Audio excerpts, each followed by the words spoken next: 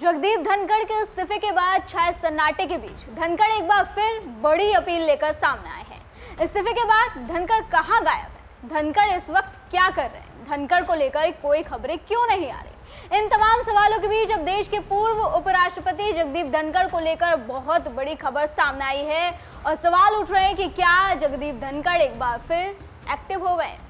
दरअसल पूर्व उपराष्ट्रपति जगदीप धनखड़ ने राजस्थान विधानसभा से पेंशन के लिए आवेदन किया है।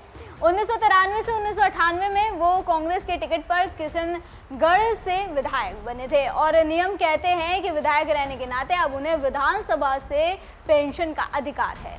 नियम के मुताबिक 74 साल के धनखड़ को करीब 42,000 रुपए मासिक पेंशन मिलेगी। दरअसल राजस्थान में नेताओं के लिए दोहरी तिहरी पेंशन व्यवस्था लागू है, यानी अगर कोई व्यक्ति सांसद और विधायक दोनों रह चुका है तो उसे दोनों पदों की पेंशन मिल सकती है। यही कारण है कि कई पूर्व नेता एक साथ अलग अलग पदों की पेंशन उठाते हैं। विधानसभा अध्यक्ष वासुदेव देवनानी ने पुष्टि की है कि धनखड़ का पेंशन आवेदन विधानसभा को प्राप्त हो गया है और उस पर प्रक्रिया जारी है, जिसके तहत सांसद और विधायक दोनों रहे नेता दोनों पदों की पेंशन ले सकते हैं। राजस्थान में पूर्व विधायकों को पेंशन के अलावा कई अन्य सुविधाएं प्रदान की जाती हैं, जिसमें पूर्व विधायकों और उनके परिवार को मुफ्त चिकित्सा सुविधाएं दी जाती हैं। इसके अलावा सरकारी कार्यों या विधानसभा से संबंधित यात्राओं के लिए भत्ता भी दिया जाता है। वहीं विधानसभा द्वारा आयोजित कार्यक्रमों में भागीदारी और अन्य प्रशासनिक सुविधाएं भी उन्हें दी जाती हैं।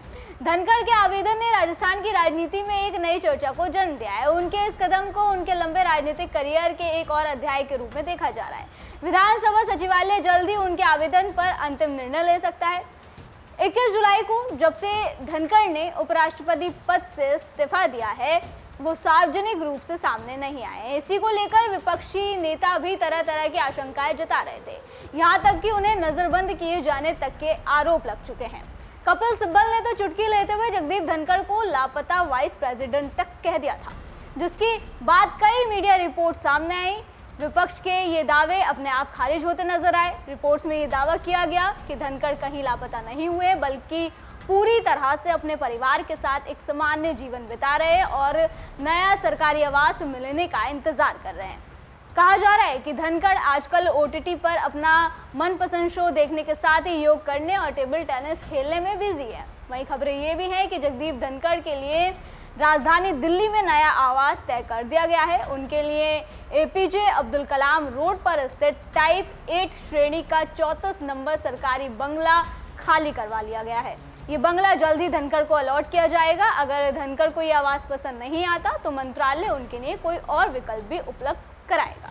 नियमों के मुताबिक पूर्व राष्ट्रपति, पूर्व उपराष्ट्रपति और पूर्व प्रधानमंत्री को लुटियंस जोन में टाइप 8 श्रेणी का सरकारी आवास दिया जाता है। इसके अतिरिक्त उन्हें अपने पैतृक स्थान पर 2 एकड़ भूमि का विकल्प भी मिलता है। मतलब या तो वो सरकारी बंगला ले सकते हैं या फिर अपने पैतृक आवास पर 2 एकड़ जमीन उन्हें मिल सकती है।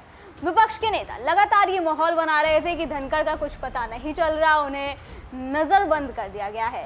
ये सब केंद्र सरकार और बीजेपी पार्टी करवा रही है, जिस पर अमित शाह ने भी पलटवार किया था। उन्होंने विपक्ष के तमाम दावों पर एक इंटरव्यू के दौरान जगदीप धनखड़ को लेकर कहा था कि इस मसले पर बात का बतंगड़ नहीं बनना चाहिए। उन्होंने धनखड़ के कार्यकाल की सराहना भी की थी और कहा था कि उन्होंने निजी स्वास्थ्य कारणों से इस्तीफा दिया है। किसी को इसे बहुत ज़्यादा खींचने और उसमें से कुछ खोजने की कोशिश नहीं करनी चाहिए। ये बात साफ है कि शाह ने ऐसा इसलिए कहा क्योंकि विपक्ष लगातार धनखड़ को लेकर एक नैरेटिव सेट करते नजर आ रहे हैं। नेता प्रतिपक्ष राहुल गांधी द्वारा भी इसको लेकर कई तरह के सवाल उठाए गए। उन्होंने सोशल मीडिया पर पोस्ट साझा कर लिखा था कि भारत के पूर्व उपराष्ट्रपति छिप क्यों रहे हैं? ऐसा क्या परिस्थिति हुई है कि वो बाहर नहीं आ सकते और एक भी शब्द नहीं बोल सकते? The day the vice president resigned,